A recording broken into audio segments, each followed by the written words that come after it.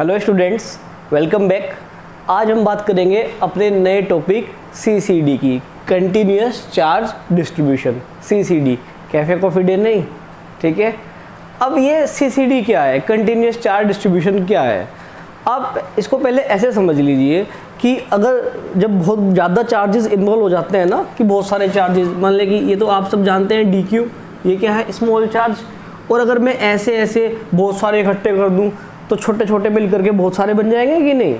भाई एक बूंद है पानी की, वो इतने मायने नहीं रखते, लेकिन अगर पानी की बहुत सारी बूंद ड्रॉप ड्रॉप बूंद बूंद से घड़ा भरता है तो सुना होगा ना आपने, तो इकट्ठी हो जाए तो कंसिडरेबल अमाउंट ऑफ पानी हो जाएगा। तो जब बहुत सारा चार्ज इकट्ठा हो जाए तब हम चार्ज के क्वांटम नेचर को इग्नोर कर देते हैं।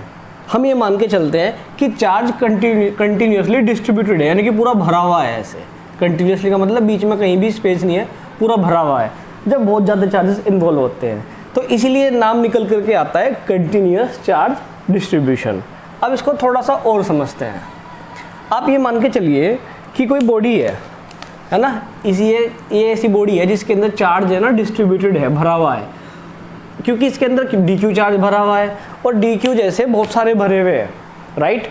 भाई एक बॉडी है और इसके अंदर पूरे के अंदर चार्ज भरा हुआ है, ऐसे ऐसे बहुत सारे भरे हुए हैं। फिलहाल मैंने सिर्फ एक दिखाया आपको। तो क्योंकि ऐसे ऐसे बहुत सारे भरे हुए हैं तो ये कंसिडरेबल अमाउंट हो जाएगा चार्ज का। और इसके पास अगर एक दूसरा चार्ज रखा हुआ है थोड़ी दूरी पर, Q0, ठीक है। तो इस बहुत सारे चार्ज के पास में, क्योंकि ऐसे ऐसे जब बहुत सारे हो गए तो ये पूरा भर गया ना, कंसिडरेबल अमाउंट हो गया। अब इससे कुछ दूरी पे एक चार्जेस रखा हुआ है तो इनके बीच में क्या लगेगा, इलेक्ट्रोस्टैटिक फोर्स काम करना शुरू कर देंगे ना, जैसे कि हमने पुरानी वीडियोस के अंदर सीखा था। और दो चार्ज के बीच में कुछ हो या ना हो, एक बात जरूर होती है, वो क्या है कि कूलम्ब्स लॉ काम करता है वहाँ पे। कूलम्ब्स लॉ क्या था, आप सब जानते हैं कूलम्ब्स लॉ क्या था। कूलम्ब्स लॉ ये था कि कितना फोर्स लगेगा, 1/4 pi epsilon not Q1 × Q2 upon इनके बीच की दूरी का स्क्वायर। वो फिलहाल यहाँ पे कितनी मान लेते हैं, R मान लेते हैं। बताओ यहाँ तक कोई दिक्कत किसी को, ठीक है, इसमें तो कोई प्रॉब्लम नहीं है। अब आप मुझे एक बात बताओ, फिलहाल क्योंकि मैं सिर्फ छोटे, ये तो एक जनरल फॉर्मूला हो गया कूलम्ब्स लॉ का जो हमने सीखा था। अब अपना क्वेश्चन हम यहाँ से स्टार्ट करते हैं कि ये एक छोटा सा चार्ज रखा हुआ है इसके अंदर और एक ये टेस्ट चार्ज रखा हुआ है Q0। तो इनके बीच में जो फोर्स लगेगा वो भी छोटा लगेगा। भाई ज़्यादा चार्ज के कारण जो फोर्स होगा तो ज़्यादा बड़े चार्जेस, क्योंकि यहाँ से देख लो डायरेक्टली प्रोपोर्शन है ना, जितना ज़्यादा Q होगा उतना ज़्यादा फोर्स हो जाएगा। तो छोटे चार्जेस के कारण छोटा फोर्स लगेगा, कम फोर्स लगेगा। वो कितना होगा आपका, उसको मान लो DF, वेक्टर दिखा दो, कितना 1/4 पाई एप्सिलॉन नॉट Q1 है ना। Q1 का काम कौन कर रहा है, Q0, ठीक है। और Q2 का काम कौन कर रहा है, DQ। कोई भी आगे पीछे लिख लो, उससे कोई फर्क नहीं पड़ता। आप पहले DQ या Q0 लिख लो, उससे कोई अंतर नहीं पड़ता। और इनके बीच की दूरी कितनी है, R²। और यहाँ पे क्योंकि वेक्टर क्वांटिटी है तो R यूनिट वेक्टर लगा लो, R कैप। बताओ बच्चों यहाँ तक कोई दिक्कत किसी को। सिंपल सा काम किया, एक बॉडी ले ली, छोटा सा चार्ज था, उसकी दूरी पे एक Q0 चार्ज रखा हुआ है और यहाँ पे इनके बीच में कूलम्ब्स लॉ के अकॉर्डिंग हमने ये वाला फॉर्मूला लिख दिया, राइट। अब आप मुझे एक बात बताइए, यहाँ तक तो किसी को कोई दिक्कत नहीं है। अब ये छोटा फोर्स है, मान लिया कि ऐसे ऐसे इसके अंदर बहुत सारे, तो छोटे से चार्ज के कारण तो छोटा सा फोर्स DF, तो बड़े चार्ज के कारण बड़ा फोर्स। और छोटे से बड़ा करने के लिए क्या करते हैं, इंटीग्रेट कर देते हैं ना। तो आप इसका अगर इंटीग्रेशन कर देंगे तो आपको क्या मिल जाएगा, आपको बड़ा फोर्स मिल जाएगा, जो कितना आएगा, देखो ये कांस्टेंट है 1/4 pi epsilon naught. Test charge भी कांस्टेंट होता है, आप सब जानते हैं, +K1 कूलम को क्या बोलते हैं, टेस्ट चार्ज बोलते हैं। तो ये भी बाहर आ जाएगा, अंदर क्या बचेगा, 1/4 पाई एप्सिलॉन नॉट, इधर Q0 बचेगा, अंदर बचेगा DQ/R²। और ये R कैप, क्योंकि ये एक वेक्टर है। ये हमारा रिजल्ट हो गया CCD का, यानी कि CCD के ऊपर कितना फोर्स होता है, इतना फोर्स होता है। बताओ स्टूडेंट्स, इतनी चीज़ समझ आती है क्या। अगर आपको CCD के कारण कोई फोर्स निकालना है तो कितना फोर्स होगा, इस फॉर्मूले की हेल्प से आप निकाल सकते हैं, ठीक है। अगर आपको ये पता लग जाए DQ, इसका इंटीग्रेशन कर देंगे, पूरा फोर्स न्यूटन में हमारा आ जाएगा। अब ये तो है एक जनरल बात। अच्छा, यहाँ से इलेक्ट्रिक फील्ड भी निकाल सकते हैं, क्योंकि इलेक्ट्रोस्टैटिक के अंदर मैं आपको बता के चलता हूँ पहले से कि ये फॉर्मूला तो भूला ही मत करो, F Q0E। इलेक्ट्रोस्टैटिक का सुपर फास्ट फॉर्मूला है ये, है ना। सुपर फॉर्मूला इसके बिना काम नहीं चलेगा, F Q0E। तो अगर मुझे यहाँ से ई निकालना हो तो कितना आ जाएगा, वेक्टर की बात करूँगा तो ये कितना आ जाएगा, बोलो एफ अपॉन क्यू नॉट। और देखो एफ की वैल्यू ये यहाँ पे भर दो, क्यू नॉट से क्यू नॉट कैंसिल हो जाएगा, जो वैल्यू बचेगी वो इलेक्ट्रिक फील्ड की आ जाएगी सीसीडी के अंदर। यहाँ तक की कहानी क्लियर है। अब बात करते हैं सीसीडी के टाइप्स की। चलिए फटाफट से देखते हैं। देखो मैं तीनों चीज़ आपको एक साथ समझाता हूँ। हमारे सिलेबस के अंदर हम सीसीडी को 3 तरीके से अप्लाई करते हैं। पहला तरीका, दूसरा तरीका और ये तीसरा तरीका। देखो कंटिन्यूअस चार्ज डिस्ट्रीब्यूशन, जैसे कि टॉपिक का नाम है कि चार्ज डिस्ट्रीब्यूट हुआ है, तो हम हमारे सिलेबस में जो चार्ज को डिस्ट्रीब्यूट करेंगे वो 3 तरीके से करेंगे। कौन कौन से? या तो चार्ज को लेंथ में भर देंगे, जैसे कि वायर में भर दिया, क्योंकि वायर की लेंथ ही कंसिडरेबल होती है ना, प्लस भर दो माइनस भर दो, डिस्ट्रीब्यूट कर दो कि पूरे में फैला दो। या तो हम चार्ज को ऐसे भर सकते हैं, या चार्ज को एरिया में फैला दो। कोई एक प्लेन ले लेंगे, जैसे कि पेपर पे, आपके पेपर पे एक प्लेन शीट ले लो, मेटल की शीट ले लो, इसमें भर देंगे। या फिर हम एक वॉल्यूम में भर सकते हैं, एक मेटेलिक क्यूब ले लो, उसके अंदर चार्ज भर दो, है ना। ये क्यूब ले लिया क्योंकि इसकी वॉल्यूम है, तो इसके अंदर चार्ज भर दो। बताओ इतनी चीज़ समझ में आई क्या? भाई कंटिन्यूस चार्ज डिस्ट्रीब्यूट करने की बात चल रही है ना, तो चार्ज को भरना है, तो कहाँ कहाँ भर सकते हैं? हमारे केस में जो हम लेकर चलते हैं अपनी 12th क्लास के अंदर, हम 3 तरीके से चार्ज को भर के चलते हैं। एक या तो चार्ज को लेंथ में भर देंगे वायर के एग्जांपल में, या उसको काय में भर देंगे, या तो लेंथ वाइज भर देंगे। यहाँ पर लिख देता हूँ, लेंथ में भर देंगे। सेकंड केस में एरिया में भर देंगे, जो कि मेटल की शीट ले ली है। और तीसरा वॉल्यूम में भर देंगे, जो कि एक क्यूब, मेटेलिक क्यूब ले लिया या क्यूबॉइड ले लिया। 3 तरीके से चार्ज भर दिया।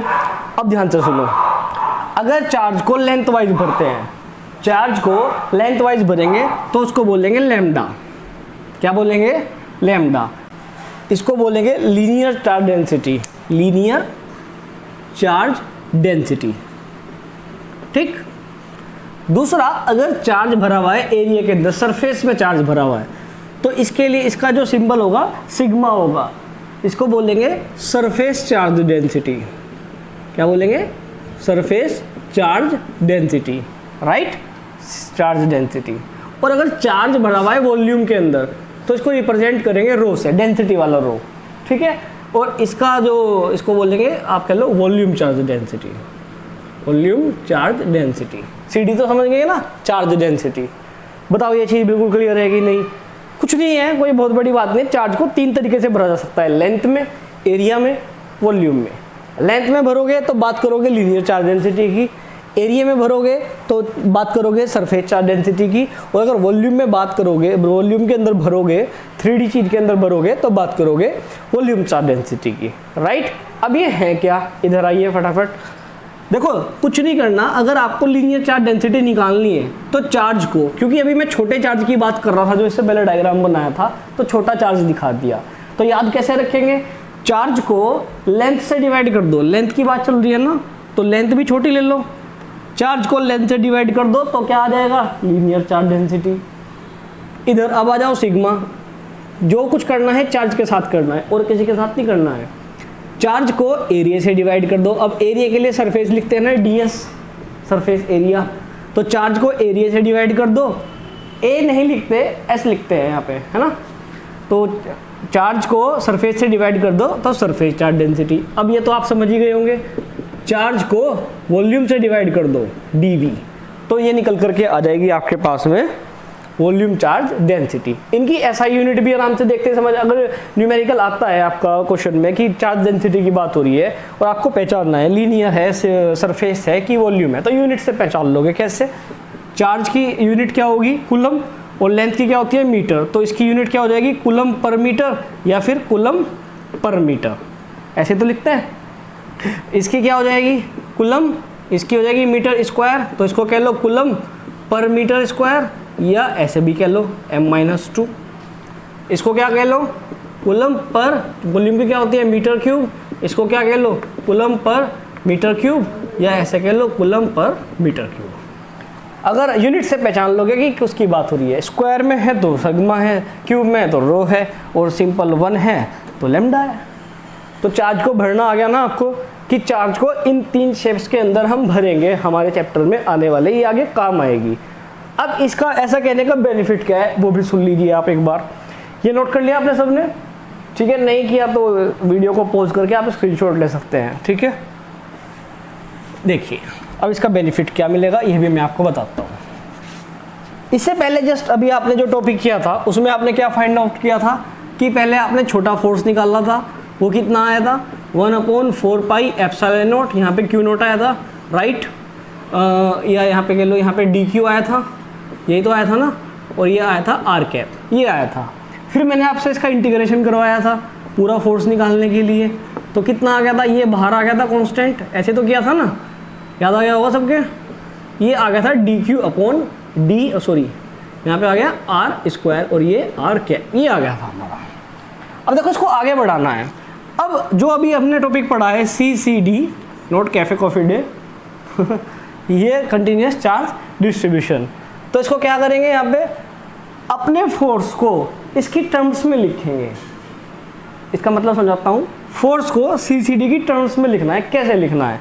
अगर यही चार्ज लेंथ में भरा हुआ है तो इसी फोर्स को मैं लीनियर चार्ज डेंसिटी के रूप में लिख सकता हूँ। कैसे? इस चीज़ को देखना जरा एक बार। ये क्या लिखा मैंने, लैम्डा, और ये आप सब जान गए होंगे कितना होता है DQ अपॉन DL, बताओ जान गए क्या? मैं थोड़ा सा पास लिख देता हूँ आपके, इधर आपको दिखाई देगा। लैम्डा कितना होगा DQ अपॉन DL, इसको तो पहचान गए होंगे ना। लीनियर चार्ज डेंसिटी क्या बताया था याद रखने का तरीका, चार्ज को लेंथ से डिवाइड कर दो।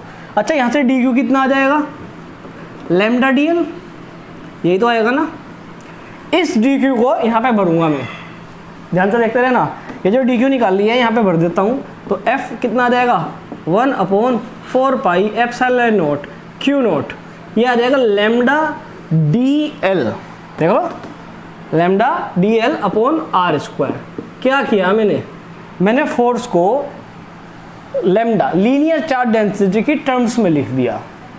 क्या किया मैंने? फोर्स को लीनियर चार्ज डेंसिटी की टर्म्स में लिख दिया। समझे बात? अच्छा ये बात कब करी मैंने? जब मुझे पता था ये किसकी बात चल रही है, वायर की बात चल रही है। शीट की बात चल रही होती तो DQ की जगह मैं क्या लिखता, वो लिखता सिग्मा DQ अपॉन DS, तब DQ को सिग्मा DS लिखा जाता है ना। इसी फॉर्मूले में अगर लैम्डा में लैम्डा में भी लिख सकते हैं। इसी फॉर्मूले को अगर एरिया की बात चल रही है तो सिग्मा में लिख सकते हैं, है ना। इसी फॉर्मूले को अगर वॉल्यूम की बात चल रही है, क्यूब या क्यूबॉइड की बात चल रही है, 3D शेप की बात चल रही है, तो इसी बात को हम लिख सकते हैं रो की टर्म्स में, है ना, वॉल्यूम चार्ज डेंसिटी की टर्म्स में। तो CCD का कॉन्सेप्ट आपको क्लियर हुआ कि CCD कैसे काम करती है। तो CCD मतलब कंटिन्यूस चार्ज डिस्ट्रीब्यूशन, और ये तभी काम आती है, यानी कि इसके अंदर हम बेसिकली क्या कर देते हैं, हम ये मान के चलते हैं कि जो कोई भी बॉडी ली तो उसके अंदर चार्ज जो है ना कंटिन्यूसली भरा हुआ है। यानी कि चार्ज का जो क्वांटम नेचर होता है, क्या है क्वांटम नेचर, Q=NE वाली फॉर्म होती है ना। सबसे पहली प्रॉपर्टी थी इस चैप्टर की कि चार्ज जो है वो क्वांटाइज होता है। इस वाली प्रॉपर्टी को इग्नोर कर देते हैं, राइट। तो ये था आपका CCD। नेक्स्ट वीडियो में जल्दी मिलते हैं, तब तक आप इस टॉपिक को प्रिपेयर कीजिए। Till then take care and bye.